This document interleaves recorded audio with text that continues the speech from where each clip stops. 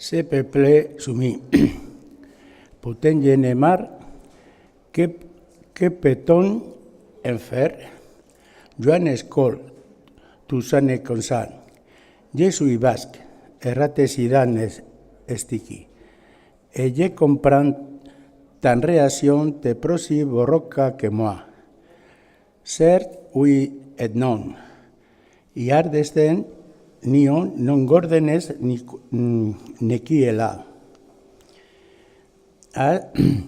Azkez kikiltzen nindoan. Peplezumi horretako kide oso sentitzen nitzelako.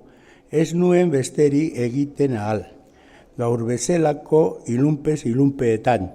Euskaramaren bularrean eta aitaren zelauruan jaso nuen. Joanes nitaz jeloskor zen euskara esnearekin batera. Naturalki irezin eta izugarriko txantza nuelako. Baina txantzan ez idan biziki iraun.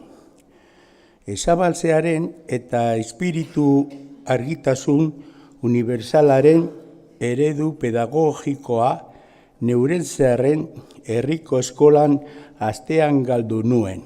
Hizkuntzaren kiko hurbiltasuna, gastigoak, baztertzeak eta aur hotzean dudarik gabe merezi nituen zaflako fina bilduz.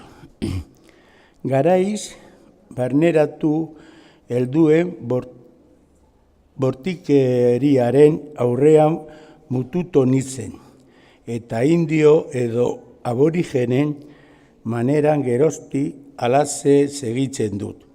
Arrazoi zuen Joanesek, mitxantzeko gaitasuna ehortzi zidatelako, ez nintzen benetako milatatea izaten ahal.